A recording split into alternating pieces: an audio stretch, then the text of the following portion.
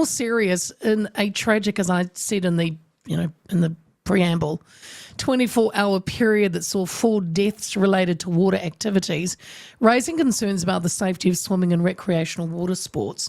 On Saturday night, a child died after a water-related accident at Avalon Park in Lower Hutt, while a man who leapt from a boat into the water off Whakatane could not be revived. A search is still underway for a man who jumped from a Hamilton bridge into the Waikato River on Saturday night, and on Sunday morning a man died after a medical event at Eastbourne Beach in Lower Hutt. At the start of December, the year's previous tally of fatal drownings was at 61 deaths, 26% lower for that time of year based on a 10-year average. Water Safety New Zealand Chief Executive Daniel Gerrard says we were tracking well below the 10-year average up until about a week ago. Clearly now things are starting to track back to what is our normal in New Zealand. And he joins me now. Daniel, a very good afternoon to you. Kia ora, how are you, Leah? I'm good, Daniel. But, tragic events with 4 deaths. And, my heart goes out to their families and friends. Can you tell me what you meant by we are starting to track back to our normal in New Zealand? Yeah, unfortunately, around that 83 just seems to be the sticking point for us. We just don't seem to be able to break the cycle of annual tragedies. Back in the pre-80s sort of period, we were up around the 150 mark. Wow. And when poor fence legislation came in and around the 80s and 90s, and that cut our number in half. We were losing way too many kids in pools. Mm. We have, however, found the static point for the last couple of decades of sitting around that 80 to 85 mark, and it's just not acceptable. These are 100% preventable, and I'm almost at a loss for words. Yeah, I mean, in 2022, we experienced our highest number of drownings in a decade, 94 deaths reported, but then you've gone back to the 80s where it was 150 odd. A significant portion of those tragedies, Daniel, involved men over 55, with men making up 85% of the total fatalities that year. What does that tell us? Well, a couple of things. One, when you look at it from a data perspective, more men of that age group are out there doing it. They're either out fishing in the boat, they're rock fishing, they're going for swims.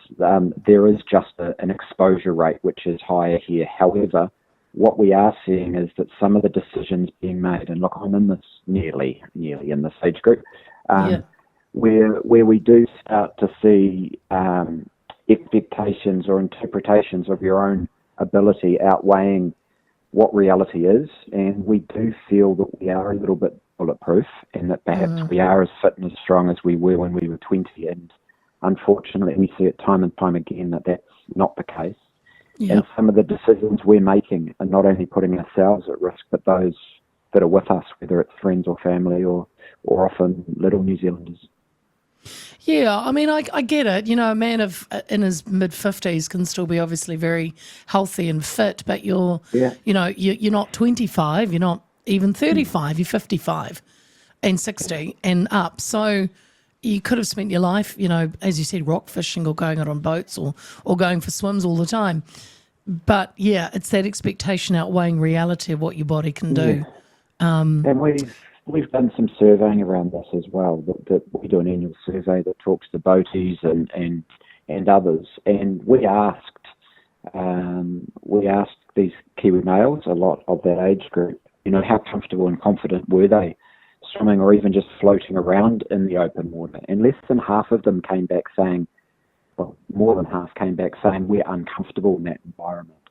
So it starts to beg the question, why then are you choosing to perhaps take your family out to a West Coast beach here in Auckland outside of patrol hours to go for a dip when you know that you're that you don't have the skills to keep yourself safe? What's the decision-making process that goes on to think that's okay? So we need to do more around this sort of decision-making and behaviour change messaging. And look, I I know I'm incredibly hard to influence, whether it be via social media or advertising campaigns. So, I'm really starting to reach out and ask, what can we do to better influence and impact, decision making in my age group and my generation as we're all moving through. Yeah, good question. As well as men, Daniel, older men, are there specific groups of people more at risk when it comes to water safety? I look at the wee lad, sadly, who drowned at Avalon Park, had recently immigrated here with his family. Yeah. We have invested heavily in data science and technology to really understand the problem. So no longer do we just pump out a graph that says X number of people died this year. Now we can look into each of the instances and really build up almost personas of what's going on. And older males, as we've talked about, but in particular in boats crossing bars. And to highlight that even more, it's without life jackets. So I think of the 16 craft-related fatalities this year, 15 of them weren't wearing life jackets. So, that's akin to, trying to put your seatbelt on as you're driving into a head-on collision. It doesn't work like that. You need to have it on the whole time. We also know that a third of all fatalities occur in our rivers. And half of them, unfortunately, are our under 25-year-olds who are out having a great fun with their mates on the riverbank, manuing and having a great time. But it's the skills and the knowledge around rivers that is perhaps lacking, that maybe people don't understand the dangers, maybe, not an awareness of understanding of that floods can come through or different currents can really shape a river.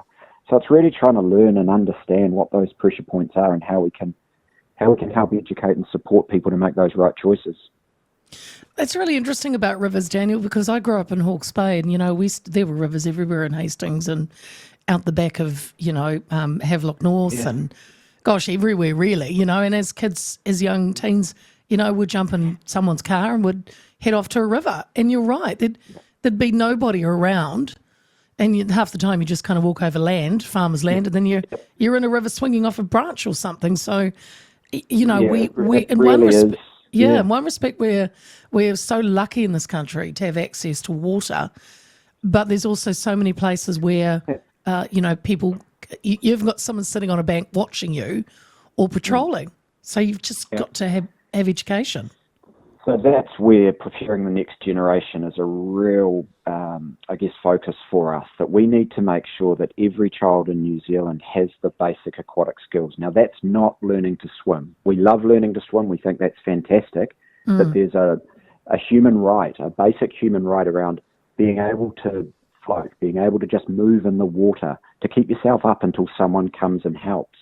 So we've identified this and are working with Ministry of Education and others to try and really build that into the curriculum so that we know all our kids are going to be safe. And then extend them, take them to the beach, run Water Skills for Life Beach or Water Skills for Life River to actually show them those basics so that when they do go off and have these great days out at the beach or by the river, they've got the basic knowledge to start with. And the work we've been doing around Water Skills for Life in the pool is really starting to show a return on that investment, that our rate of primary school age children has dropped down to 1 or 2 fatalities a year. And the real benefit is those that experience the programs a few years earlier, so the 15 to 24-year-olds, a massive drop-off in their drowning rates. So we know that building these skills is working. It's a long-term approach. It needs to be sustained, and that's what's going to make the difference, going into the future. We are leading the world in our success around primary school age, and in particular the group beforehand, who unfortunately we lost one over the weekend.